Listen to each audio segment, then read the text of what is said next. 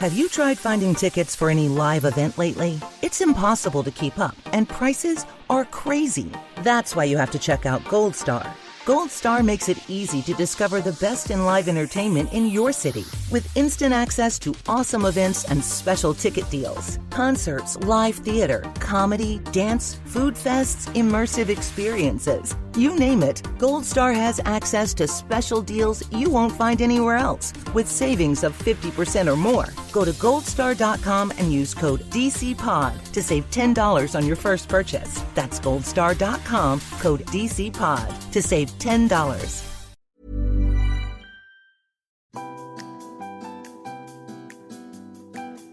I am all about easy. Jess, aren't you all about easy these days? Easy. Make it simple. Want to make your life easier? I will. Clinique's first foundation is skincare also. Meet Clinique's first foundation, designed to be the last step in your skincare routine. Even better, Clinical Serum Foundation is formulated with 3 serum technologies that visibly reduce dark spots, brighten, and hydrate. Jen, I'm so crazy about this foundation. When I put this on, I actually think I said wow by myself in the bathroom. It makes my skin look like skin, but I still get coverage, but it doesn't look like I'm wearing makeup. Please just go try this for yourself, okay? Because you put this on and it just looks like you have like you're glowing, okay? Like baby skin. Baby skin, and it's super sheer, but it's not like nothing happened. There are a lot of those going on out there. Okay, you listen to the show, okay? It has 3 serum technologies. It has dark spot and even skin tone technology. It has hydration and moisture barrier support technology. It has, this is my favorite, smoothing and radiance technology. You're going to see that one right away. And Jen, what else does it have? Oh my God, sunscreen. If you think about it, Jess, this is 3 serums, a sunscreen, and a foundation in one bottle. So you're basically getting 5 products, which is a steal. You cannot call this makeup. You cannot call this makeup. This is skincare in just your shade. So find your shade, and there are many of them, and they match perfectly. Find your shade this holiday season at Clinique.com.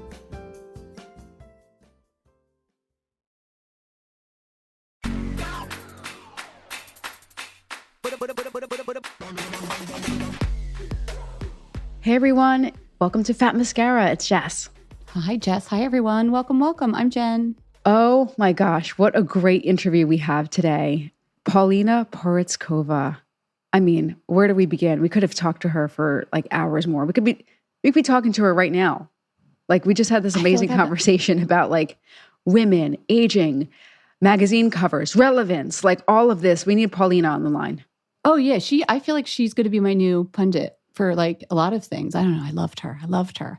If you're new to the pod because you want to hear from Paulina, welcome. Fridays, we do a deep dive interview with someone. And today it's Paulina Porizkova. She's most famously a model, probably, having worked throughout the 1980s, tons of covers, pretty much every fashion magazine you've ever heard of: Vogue, Elle, Harper's Bazaar, you name it. Ad campaigns for Chanel, Versace, Revlon, Sports Illustrated, swimsuit issue covers. She acted, she did a movie, and then she was on lots of TV in the aughts. She was on America's Next Top Model, Dancing with the Stars. Now she's a writer. I shouldn't say now, though. She's a writer because she wrote a novel back in 2007 called Model Summer, but her first book of essays is coming out now. Actually, just came out on Wednesday. It reads like a memoir to me. It's called No Filter.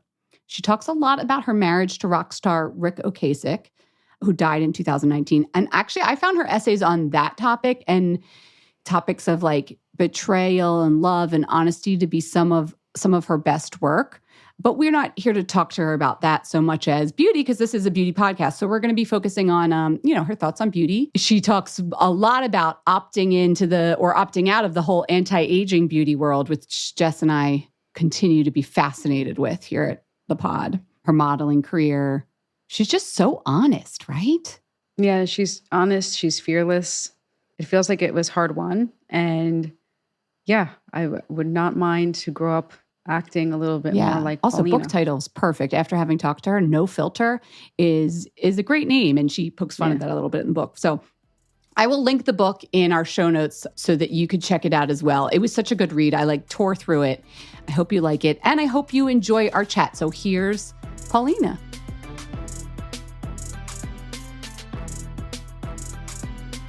So Paulina, welcome to Fat Mascara, first of all. Hi. Hello, thank you. Very delighted to be here. So I didn't know this about you before I read your book, that you were famous even before you became a model. You wrote about this beautifully in your book, but for those who aren't familiar, can you sort of share how as a baby, really, not even a child, you were famous because of a big news case that was going on in Europe. Can you tell everybody about that? Yeah, I was kind of like the 1970s Elian Gonzalez, if you remember that case with the Cuban refugee child. Well, that was me, in a way. My parents left Czechoslovakia when it was being invaded by the Soviets in 1968. I was 3 years old. And they left me with my grandmother because it was obviously a dangerous situation to escape. It's not like they were just trotting out with no problems. They were on a motorcycle, and they were weaving in and out of tanks, and people were getting killed. And they thought that once they got out, they would be able to get me out. They were very young. They didn't really know any better. What ended up happening, though, is that they got out and the borders closed and they couldn't get me. They couldn't come back because they were criminals, for having immigrated, and nobody was going to send me out. So my parents decided to do the only thing they could think of, which was stage a hunger strike in Stockholm in front of the Czech embassy to sort of raise awareness of their plight, that we have this little daughter and the communists won't let her go. And they managed to amass a lot of Swedish sympathy. Eventually, a Swedish newspaper decided to fund a kidnapping of me. And they would fund the story. My mom got a false passport, glasses, wig, this whole disguise thing, and these two Swedish adventure pilots that were going to fly her into the country. They were going to kidnap me on my way from school. They had a false passport for me. They were going to take me in a car and drive off and fly off and go to Sweden. It's funny how nobody thought about kidnapping a little girl that actually hadn't grown up with her mother, and how I would feel being shoved into a car, right, by complete strangers. I mean, traumatizing to say the least. There is not, I think some things just happened. Anyway, it didn't succeed. They rented a car and they were driving to our town to kidnap me, and they got busted for speeding. And then they were taken to a police station, interrogated, found out that they weren't who they claimed they were. And so they all got put in jail. But because my mother was famous, the newspaper just got a much better story than they even bargained for. And you mean famous because of the hunger strike, right?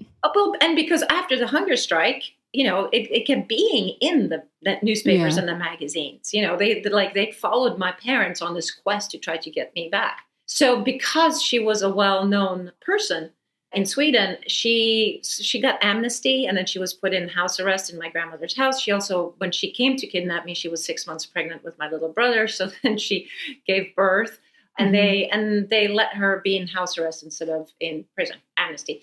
The two poor Swedish pilots, though, I think they did at least 10 years in jail. I don't really know what happened to them, but I know they were in there for a really long time. And it got to a point where my father had a meeting with Olof Palme, the Swedish prime minister, to see if he could help pull some strings. And then ultimately there was the hockey games of 1972, friendship hockey games between the Czech Republic, Czechoslovakia and Sweden. And the Swedes refused to play the Czechs unless they released us. And I guess at that point it just got bored. That did it. Yeah, the Czech government said, you know what, just out. We don't want to hear any more about you. We don't, you're not welcome back. How old were you at that point that you finally reunited in Sweden? I was 9 years old. And so I hadn't seen my dad since I was 3, so I didn't really know him. You didn't know them. And in a way, it wasn't a bad thing because my dad promptly told my mother he had met somebody else and didn't really want to be married.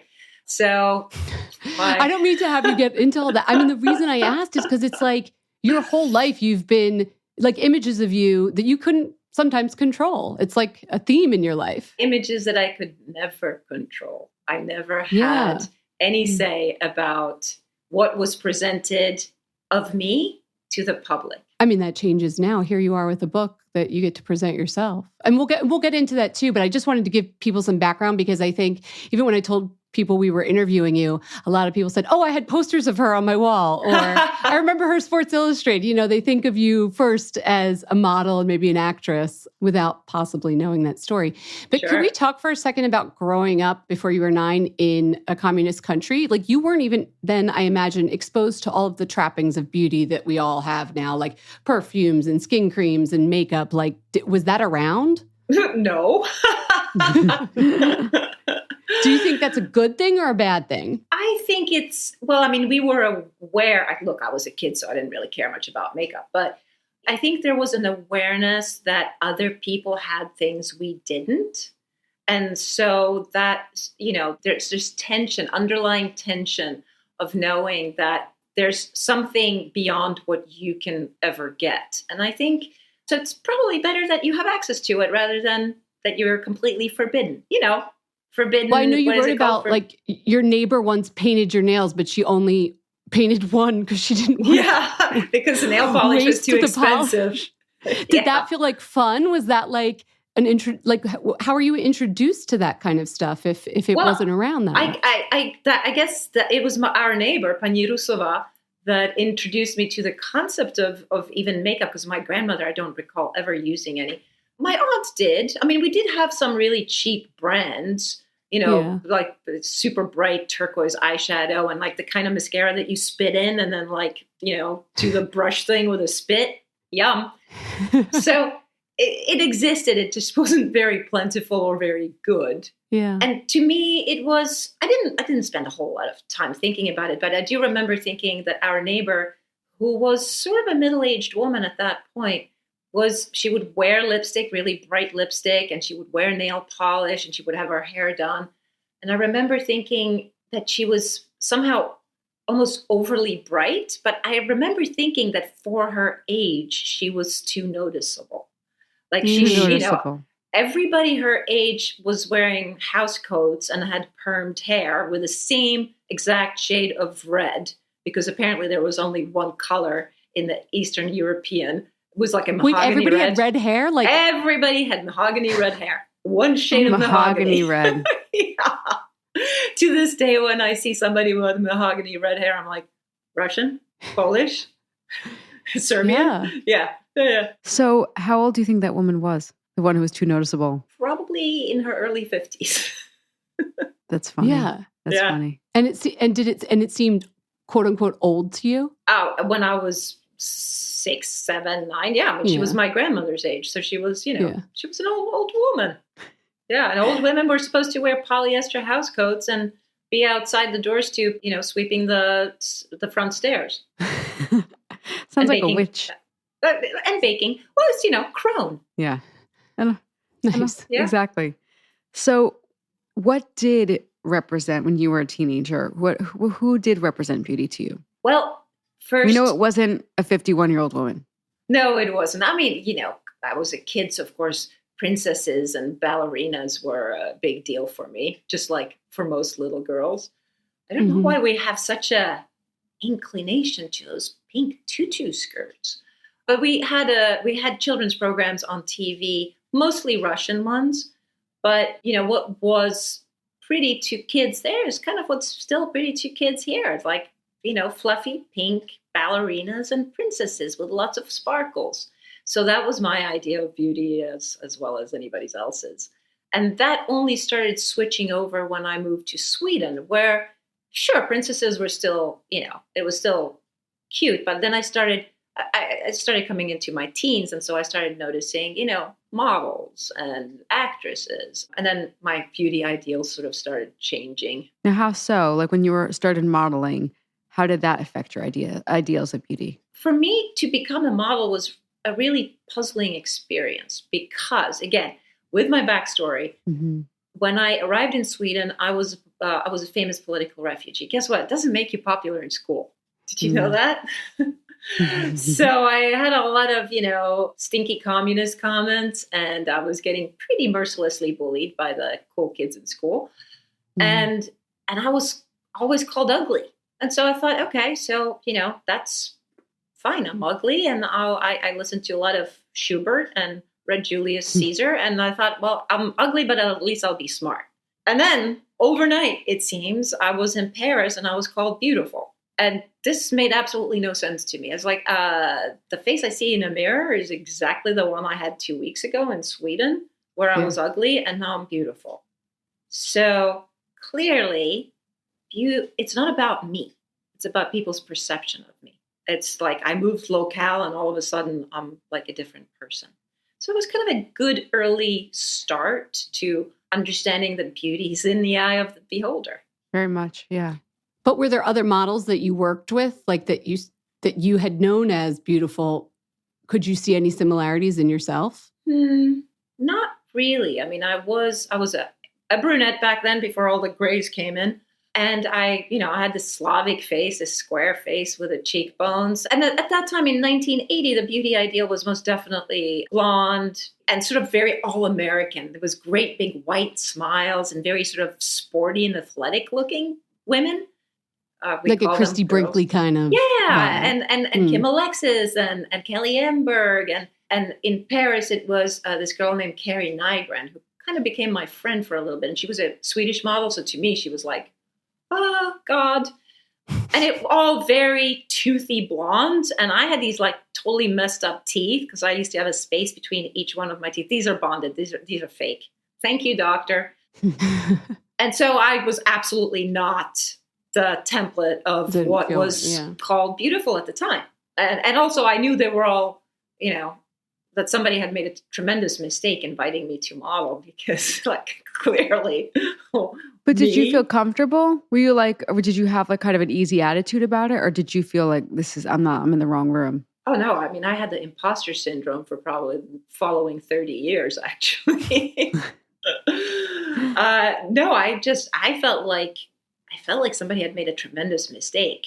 And I was just biding my time and waiting for them to send me back and discover that they had made a mistake and send me back home. And it took a really long time, actually, before. And it's funny. It's like the, slow boiling frog. Yeah. Things go like little by little by little. And all of a sudden, I'm a supermodel in the United States. And I don't even know how I went to that stage without noticing and still sort of holding on to my imposter syndrome until one day I was like, oh, wait, no, I am fabulous. Thank you very much. No, I'm not what was going that to. Day?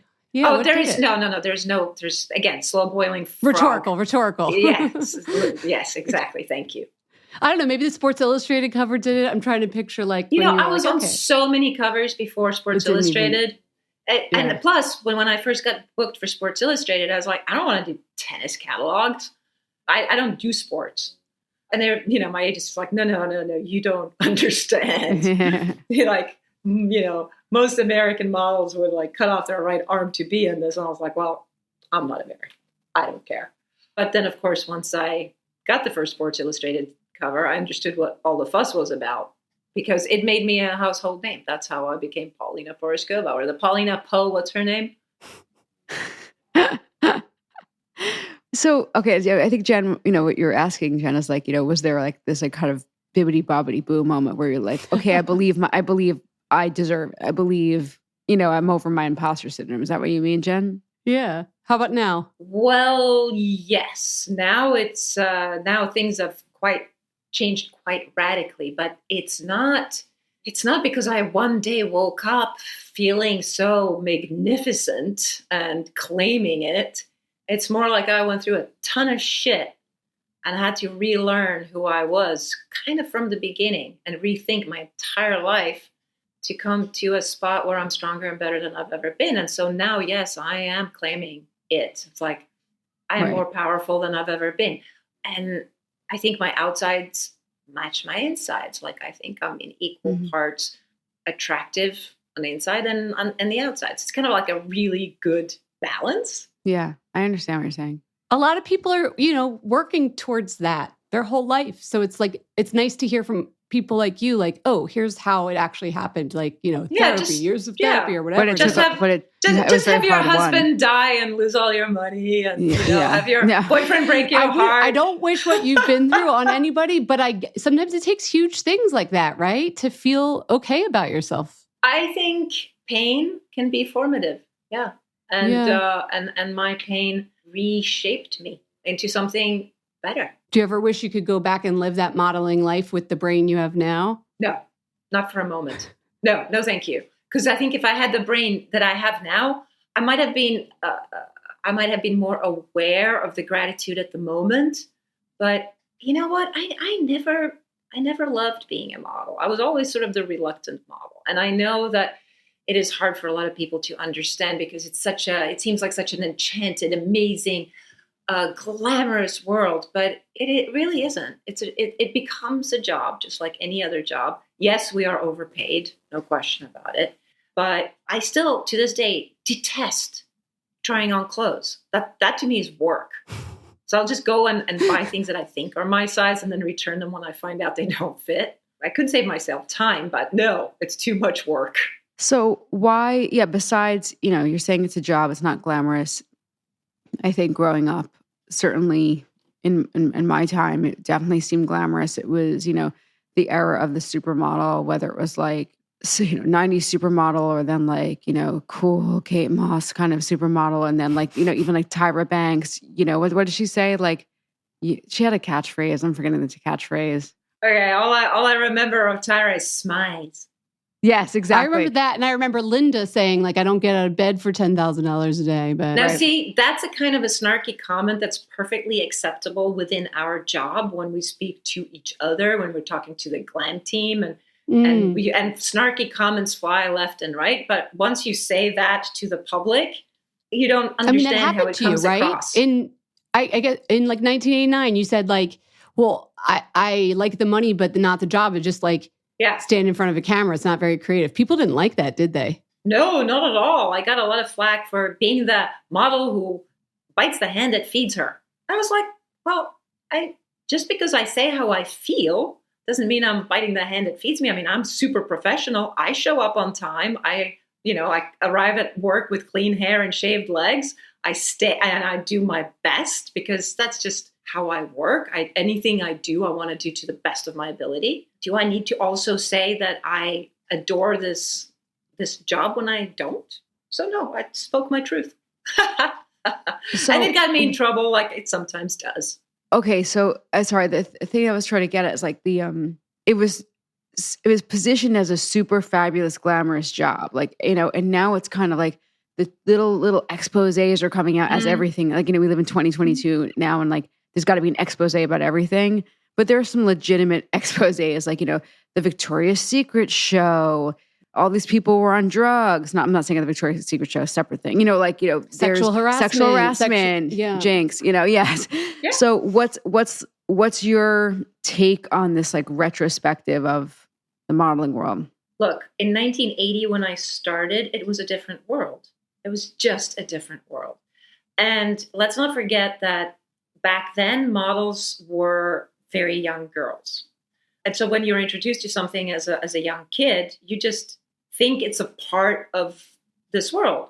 And it was. So sexual harassment, I don't know if you read the essay called We Were Always Called Girls, but sexual harassment was so commonplace that it was just like, that's a part of my job, So I didn't spend much time thinking about it. And my girlfriends that were models didn't spend much time thinking about it either. We just knew that we would go in to the job, and if it was a straight photographer, we were going to spend half the day, fending them off. But you kind of figure out your little tricks and figure out how to kind of go around it without injuring their egos, so that you would get booked again. And we navigated as best as we could. So I didn't really think much of it until probably the Me Too movement started. And I thought, oh, wait, all these people that I know are going down. And I see why now as a woman. I can see what was wrong with this. But as a young teenager, I had no clue. Yeah. Is there any, besides that, which is a big deal, is there anything when you look at the modeling industry today that still gives you pause? Like, yeah, well, if they're going to fix that, they better fix this, this, and this too. Well, this is something that I've said for a long time, actually, even before I sort of aged out of the modeling world, which was there shouldn't be girls in the modeling industry. There should be women, because when you're a girl, it's much harder to say no because you're easily manipulated. And what is a girl? Can you define what a girl is? Like what age Well, you're thinking about? I guess you can be a girl. I was going to say at any age, but that's not true. It's when you're young and flexible. That's a girl. Before you sort of have set, I mean, it's like a scientific truth that your brain doesn't fully, that is not fully formed. And so there's, there should be an age limit. Like you shouldn't be allowed to, or at least if this is what the work is, and it shouldn't be done with 17-year-olds. Yeah, it shouldn't be teenagers. Yeah. And I also think one of the things about modeling that has gotten a lot better is far more representation of body and far more representation of color. Certainly in my day, there was like 2 Black women in the modeling world, Beverly Johnson and Iman, and that was pretty much it. So thank God we've got way more representation of color and even gender to a certain extent now, which is all great. I'm all for it. Expand representation of everybody, but age is the last frontier. Not much representation of people that look like me. That's true. With age. Wrinkles and not the perfectly smooth skin that reflects the light the way they like it to. Yeah, age is, and if you're my age, you generally don't look your age. If That's you're modeling. True. Yeah. And you're very thin. Right, because you can't be both. You can't have all the. You got to check some boxes. You're only allowed to check one diversity box at a time. It seems sometimes with media. Yeah, I feel like the women who I see in ads that are like over 40 are like, I mean, of course they're stunning, but they're absolutely stunning, and they're like very thin. Yeah, I think you're right. I think that if you're a certain age, then body positivity suddenly goes away. It's like it's too much. Yeah. You can't have wrinkles and some flesh. No, only one is allowed. No. Well, and actually, wrinkles seem to be worse than flesh right now. The wrinkles is I think the last outpost, actually. Yeah. I hear that. The other one I noticed I wanted to ask you about was height. Yeah. In general, models are tall. Yeah. And I know you have really... You struggled for a while, right? With being so tall. You likened it to being unfeminine at some point in your life. For a lot of time. How do you feel about it now? Do you love being tall? And how tall are you? 5'11". Yeah. Well, now I at least accept everything about myself. And height does step on the male domain a little bit.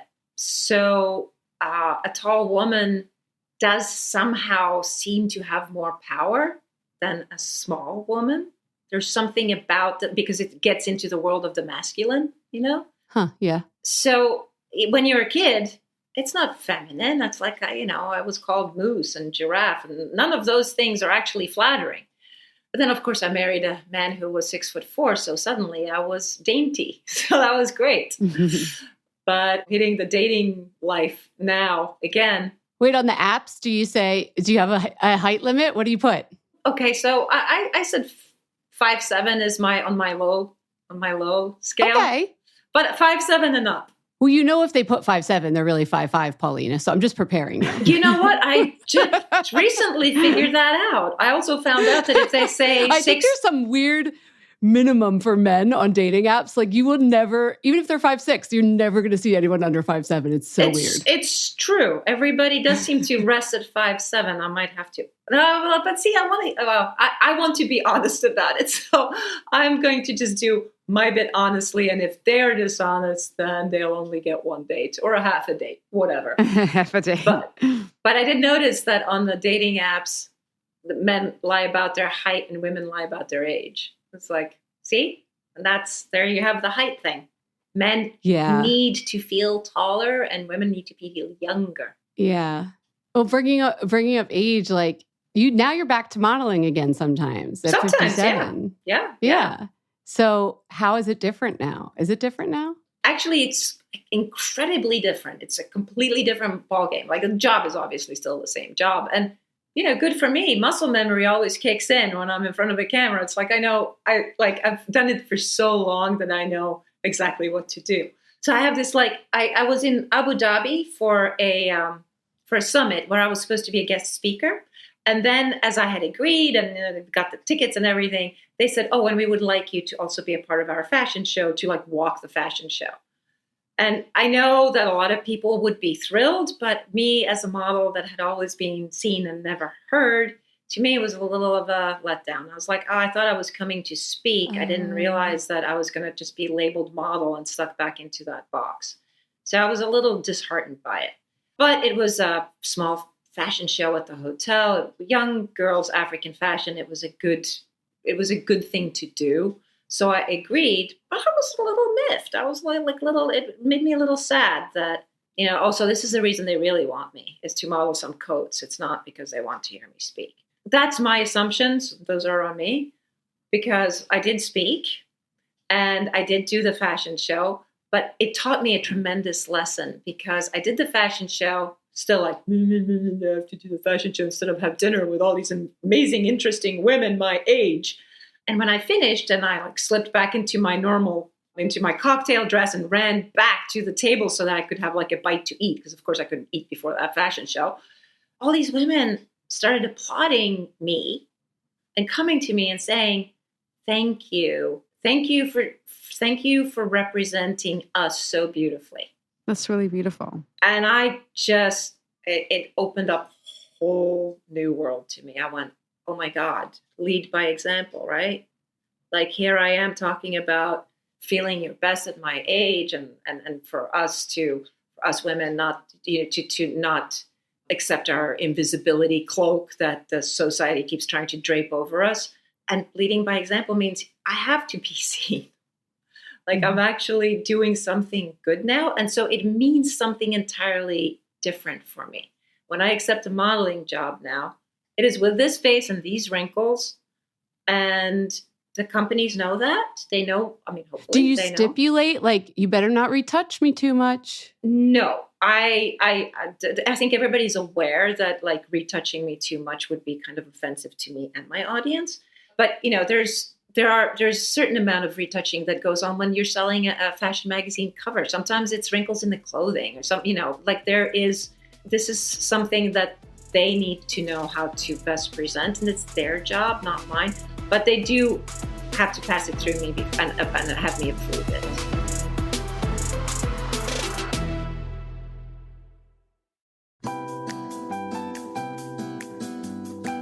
Hey everyone, holiday season is upon us.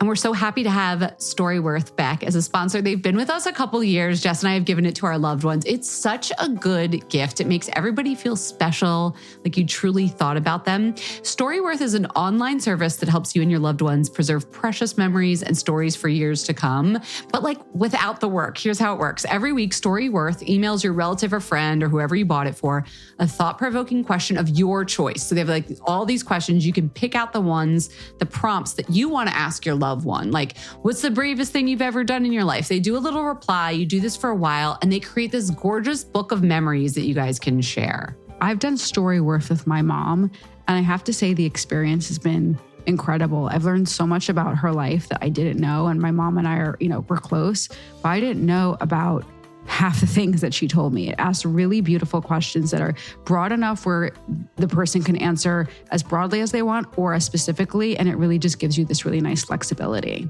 Yeah, and it doesn't give you the pressure of like you have to come up with the questions, like interview your loved one. It feels kind of natural. Exactly.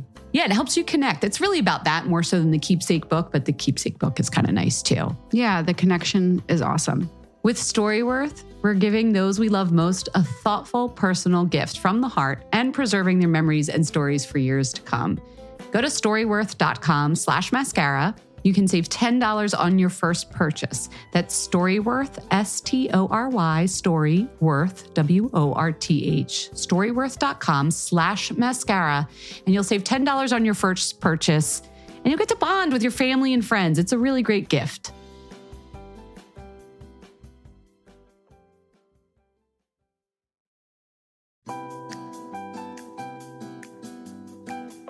I am all about easy. Jess, aren't you all about easy these days? Easy. Make it simple. Want to make your life easier? I will. Clinique's First Foundation is skincare also. Meet Clinique's First Foundation, designed to be the last step in your skincare routine. Even better, Clinical Serum Foundation is formulated with 3 serum technologies that visibly reduce dark spots, brighten, and hydrate.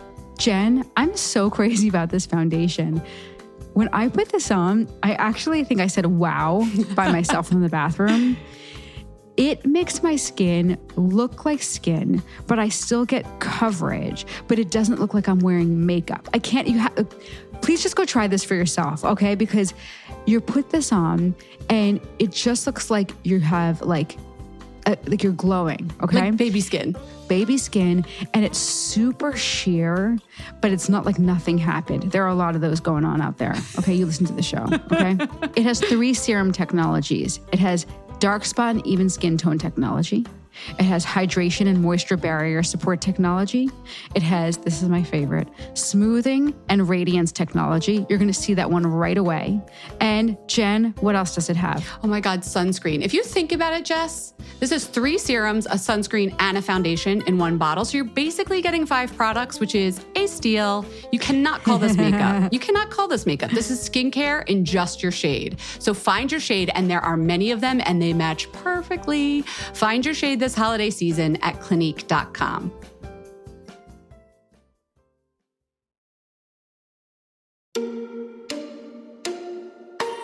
Hey everybody, it's Jen. I'm sure you've heard me talk about how hard it is, at least for me, to make connections, like real connections with people as an adult. And if you're single and looking to be in a relationship, even harder. When I was doing the dating apps a few years ago, it was so frustrating. But eHarmony is nothing like that, and we're so excited to have them as a sponsor. eHarmony begins with the ultimate Fat Mascara approved vetting tool, a quiz. You know we love a quiz. This lets you show up as your full self and get a better sense of people's personalities when you match on eHarmony. I actually used to think this app was for like a certain age group or people that had to take a ton of questions before they could even sign up, but it's not like that at all. eHarmony's quiz is easy. They give you situations and puzzles to learn who you really are as a person. And that way, when you match with someone, they really get you and it's easier to connect. Dating then comes naturally, which is such a relief. Plus, studies show that eHarmony helps users find the happiest relationships. How's that for some science? You know I love a study. You definitely can't say that for some of the other dating apps out there. eHarmony gets to know you better so you can match better. Get started and find someone who compliments you. Start free today and get a conversation going with someone that could turn into something real. Download the eHarmony app now. Search for it in all the app stores or go to eHarmony.com. eHarmony, get someone who gets you.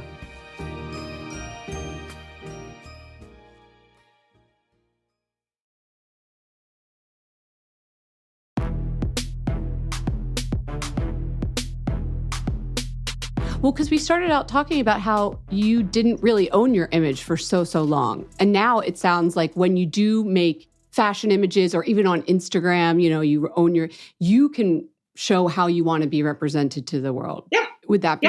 Yeah, that's accurate to say.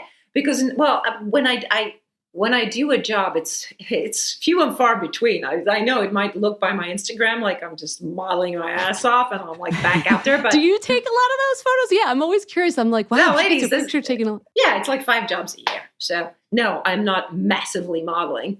There's not that much demand for a woman my age. So your book came out this week, but I saw that you had taken a picture of it and you're basically nude. Yeah. And then they're holding the book. Mm-hmm. You took that picture, right? Well, actually, it was my really good girlfriend, Liz, that took that picture. Oh, I love that. Yeah.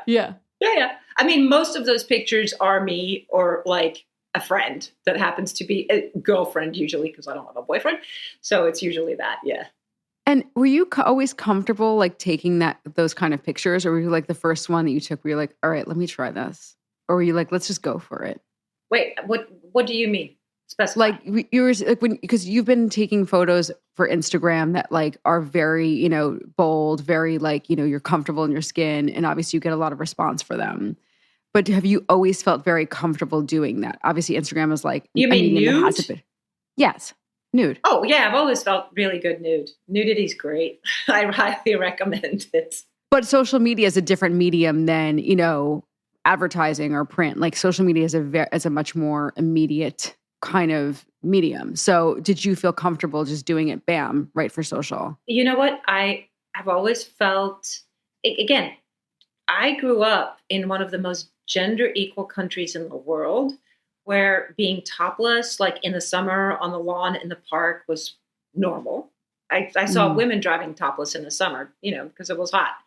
So nudity to me was not a big deal. I can't imagine driving nude. I just can't. Well, it's topless. If they had panties on, I don't know.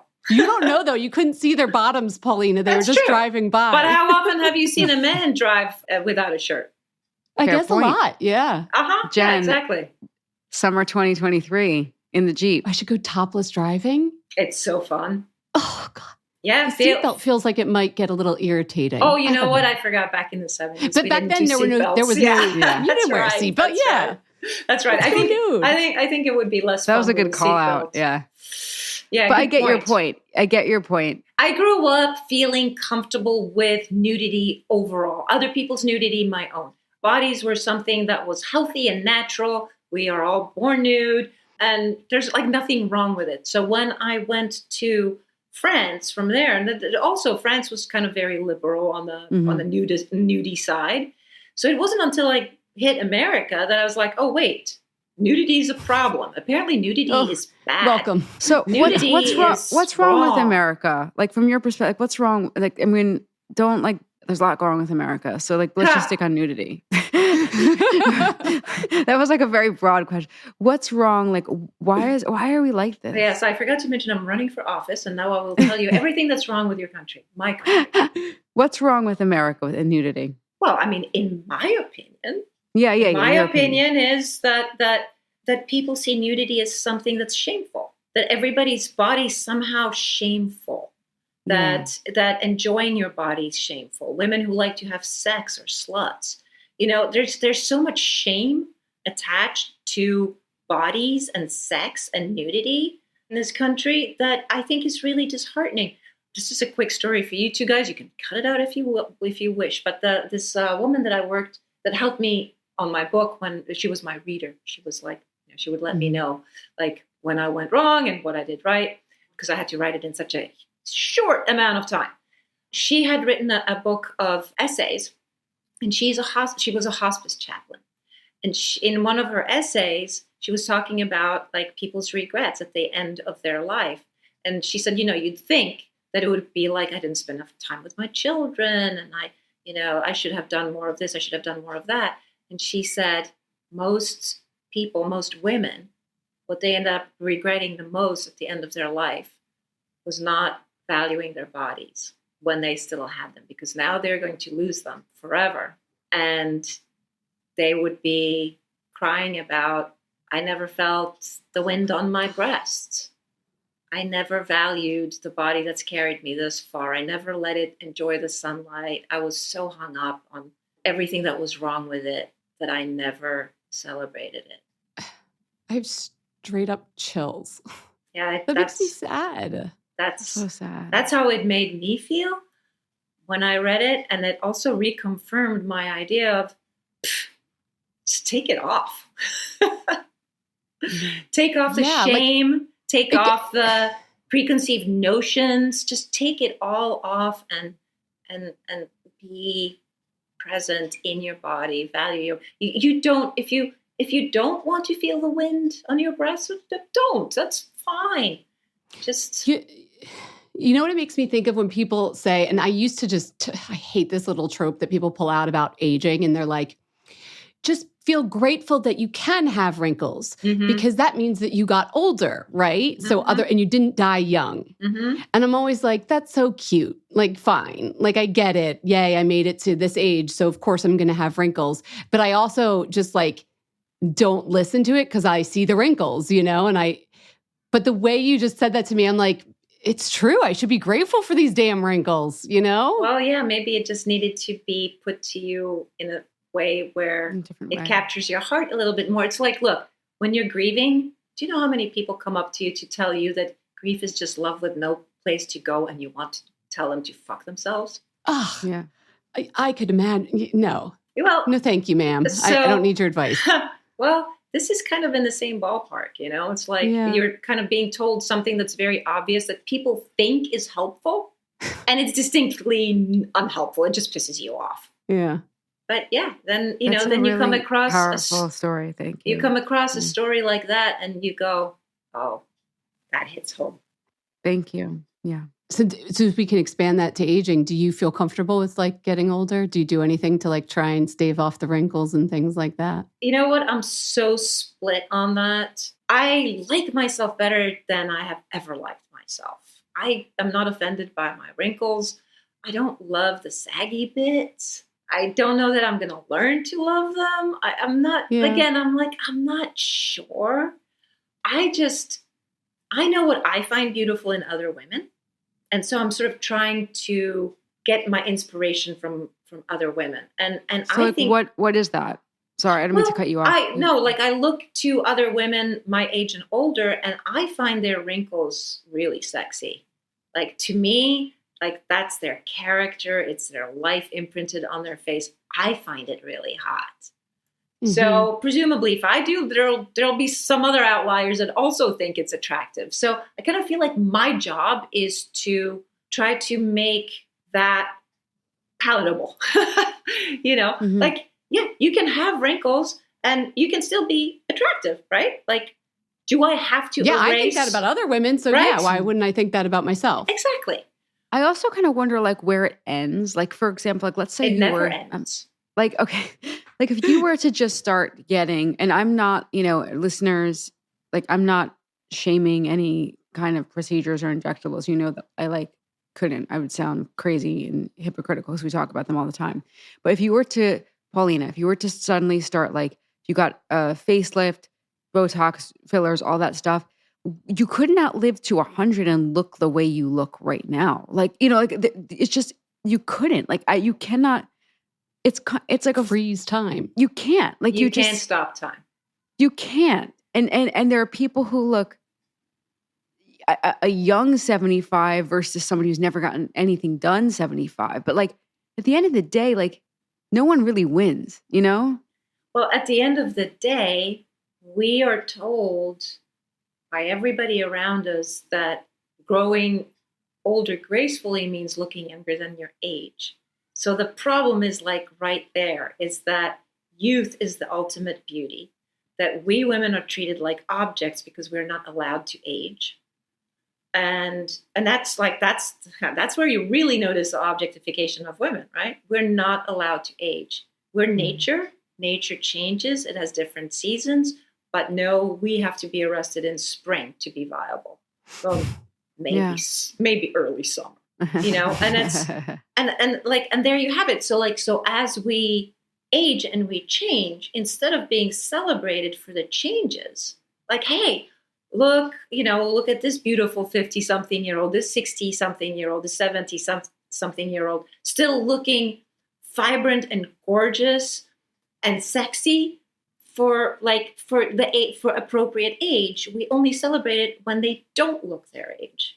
Right. And what's like one of the biggest compliments like people give you is, oh, you don't look 57. You could be like 51. I'm so guilty when people are surprised when they hear my age. I like love it inside. I'm like, woohoo, we're beating the clock. See? But you know what? It's just it's a flawed system of looking at what is beautiful, where it's a society that only values youth. And I'm sorry, what is so fucking awesome about being young? Like, really, seriously, like, you make some really bad decisions when you're young. I certainly did. You could stay out later, but then not always great things come from staying precisely out. So that you have a bigger hangover the next day. I really was trying to think. I was like, what was great about being young? What is so amazing about being young? Why are we all so desperate to capture youth? Yeah. I had fewer responsibilities. Death, probably. I don't know. What was your answer, Jess? I had fewer responsibilities. Oh, you had fewer responsibilities. Yeah, but I'm like talking, I'm not talking like when you're like a teenager or in college. Like, once you're out on your own. Oh, yeah. Come on, guys. Yeah. There's nothing about it that beats being older. I'm sorry. You know more. You're smarter. I mean, just knowing yourself better and being more at home in your skin. all of that is so much better, but we will only celebrate the ones that know nothing or very little. I always like admire women like older than all of us that are like, you know, when you get to that I don't give a fuck age of women and they just say whatever they want. And I love that. And I just want to be there. I'm like, maybe I could just skip over the whole middle-age part from my 40s through my 70s. Yeah, so you're talking about my hashtag between J-Lo and Betty White. That's exactly what you're talking about. So yeah, you want to go from J-Lo, 50 something, indeterminate age, looking 39, and then be indeterminate and then being an awesome rocking grandma who's like, foul-mouthed and really funny. But you know what both of those have in common? They're both visible. Yeah. And the hole in between the two, which is me. Yeah. Or your age cohort, you mean, really, right? What do you mean? Like women in their 50s and 60s. Or do you just mean women in their 50s and 60s that haven't taken great pains to look younger? We are kind of, we're lost. We are in the hole between J-Lo and Betty White. The hole between J-Lo and Betty White. That's an excellent way to explain it. That's perfect. So I'm trying to fill that hole. Thank you. You're doing the work for us. I'm doing it for you. Well, there is another way. There is another option. You don't have to claw yourself to agelessness. Well, I mean, just like you said, when does it stop then? When does it stop? Yeah. Do you think if you are feeling the urge to age gracefully by staying younger looking, maybe when you're like 85 and you go, oh, wait a minute, that was a waste of my time. And now I'm just going to be foul-mouthed and funny. You have to have developed that talent somewhere along the way. You can't just go from, you don't go pick it up at the store and then or suddenly change your personality. Exactly. It's something that life provides you with. So it's something that has to be, in the mix already. And I just think it's a shame, and it's kind of painful that we hold on to something that is precious to whom? Youth. Who is that really important to? Men. Yeah. One last question for you. So many things it sounds like have gotten better, hopefully, we just acknowledged there's more diversity in modeling. There's more body inclusivity. More body diversity. Well, I mean, you kind of said age diversity is maybe we're getting there, but this kind of quest for youth, it sounds like it's not getting that much better. Almost sounds like it's been getting harder. This seems like as some things are getting better in our culture, it sounds like in the beauty space, and Jen and I talk about this at our show, it's almost like a theme, this desperate quest to look younger. To me, it feels like it's only ramping up as these other things are improving. That's my perspective. Well, we have more choices, less painful choices to do it. 30 years ago, you could only have a facelift, right? Now you have 100 billion lasers and all kinds of machines and injectables and stuff and infrared lights and blue violet lights and whatever. So, and this is where I'm kind of and I don't know that I'll ever figure this part out exactly, because I'm a single woman. So I want to be seen as attractive. I want to be seen as attractive, but I also want to remain my age. It's where, and it's personally, oh, sorry. Now I was just going to say, personally, I don't like Botox for me because I think it makes you look prettier and it smooths your face up and it does lift the forehead a little bit and all that. But I use my face to connect with people, and it's much easier to do without Botox. That's just a fact.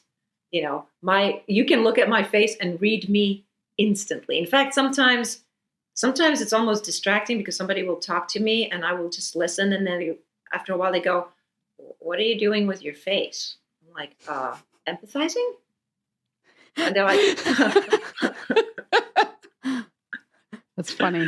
So we do trade in one thing for the other. You can either be pretty or you can express how you feel in your face with fewer words. It's magic. Yeah. So, but you're right. There wasn't this menu of choice. Nobody had to make these choices 30 years ago. No, and we are presented with more and more and more choices. And they're getting cheaper and less invasive and easier to do. So, of course, which one of us is going to go turn our nose up at it and go, not me? I mean, I've done plenty of lasers. I can never tell if they did anything because it's like, it's such a subtle thing. Mm-hmm.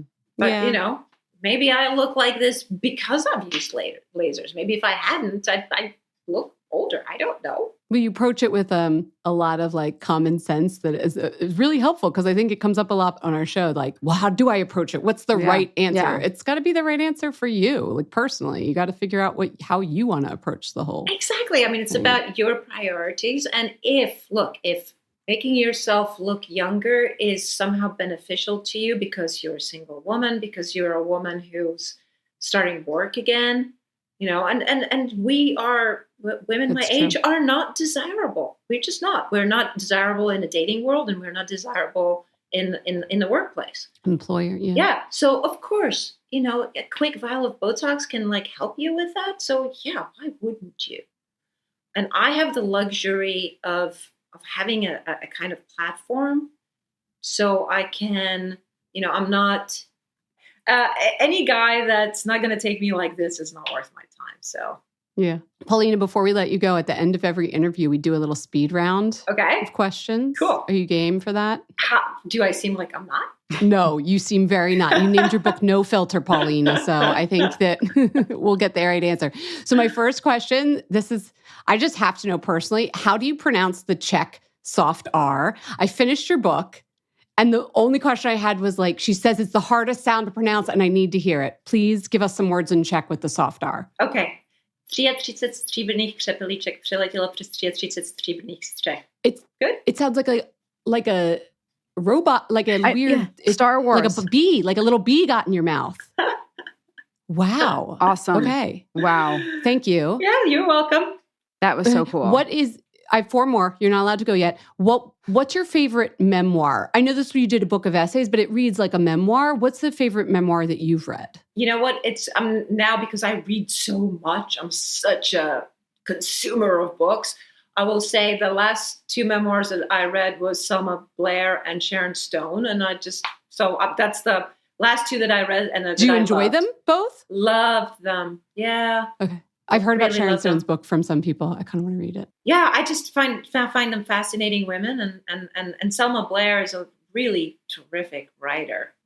So her book, and also like the whole like mean baby thing and the narcissism in her family. I had some, there's some parallels with mine, and so it really kind of, I got it. I related. Yeah. Wait, this question, my third question is going to be even harder. I was going to ask you your favorite book ever. Well, you know what? I'm just going to, again, my mother does not have a favorite of her children, does she? But I'm going to tell you my favorite author, Dickens. Charles Dickens is my favorite author. And I'm going to just say, hands down, I'm rereading Bleak House right now just because it's been a long time since I read it. You're like, huh? Oh my God. It's a sensational book. Nobody draws character and location like Dickens. He's just a freaking master of all masters. So, speaking of things wasted on the youth, Dickens for sure. I need, why did I read that when I was like 15? What did I know? Exactly. Reading it now, you'd be shocked. It's probably, I should do that. At the expertise of writing. Right? Yeah. All right. A favorite photo of yourself and who took it? Oh my God. It's like a work-related question. It's like your favorite outfit. Like, I so don't care about pictures of myself. Okay. Pass. Fine. Last question. How do you unwind at the end of the day? Like how I'd like to unwind or how I actually unwind? Okay. I'm going to give you the truth. Actual. Yeah. I remove my pretty sweater that I'm wearing on Zoom back into my sweatpants, and me and my dog sit in front of Netflix and binge like Sabrina the Teenage Witch right now. So yeah, that's my life. I love it. That sounds pretty good to me. I don't even need I don't want the fake answer. That's the answer. So you're wearing a Zoom sweater? Like the sweater is like just for show? Yeah, totally. This is just for you guys because it's like a really pretty sweater. See? It's very pretty. It's a hot pink sweater. It's a hot pink sweater with like a really cool deep V-neck, and it's cashmere, so I'm like really freaking hot. It's very. You can don't worry. You can change it out in 2 seconds. You could go be nude like you'd rather really be cool. anyway. Oh yeah, I'll just do it right here. Oh, thanks for putting on this sweater for us and showing and up. makeup. I mean, No, you look beautiful. You always look beautiful. Makeup, no makeup. thank Clothes, you. no Appreciate the clothes. effort. Yeah, you look great. You are great. Thank you thanks for talking coming to on us. the podcast. My Congrats pleasure, on the and book. best of luck with this, aging shit. We're all in it together. We hope you enjoyed the show. It's your reviews and feedback that help us make the podcast even better. Head over to iTunes to rate and review us, or email your thoughts to info@fatmascara.com. We also want to answer your beauty questions and hear what products you love. To share a Razor One product review or to ask a beauty question, email us at info@fatmascara. If you send it as a voice memo file, we can even share your voice on the podcast. You can also do that by leaving us a voice message. Our phone number in the United States is 646-481-8182. Thanks so much for listening.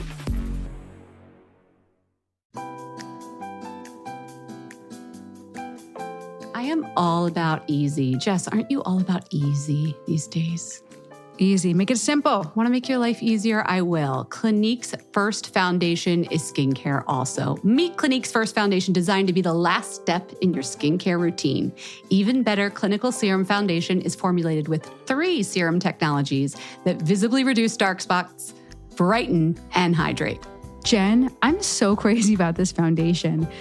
When I put this on, I actually think I said wow by myself in the bathroom. It makes my skin look like skin, but I still get coverage, but it doesn't look like I'm wearing makeup. Please just go try this for yourself, okay? Because you put this on and it just looks like you have like you're glowing, okay? Like baby skin. Baby skin, and it's super sheer, but it's not like nothing happened. There are a lot of those going on out there, okay? You listen to the show, okay? It has 3 serum technologies. It has dark spot and even skin tone technology. It has hydration and moisture barrier support technology. It has, this is my favorite, smoothing and radiance technology. You're going to see that one right away. And Jen, what else does it have? Oh my God, sunscreen. If you think about it, Jess, this is 3 serums, a sunscreen, and a foundation in one bottle. So you're basically getting 5 products, which is a steal. You cannot call this makeup. You cannot call this makeup. This is skincare in just your shade. So find your shade, and there are many of them, and they match perfectly. Find your shade this holiday season at Clinique.com.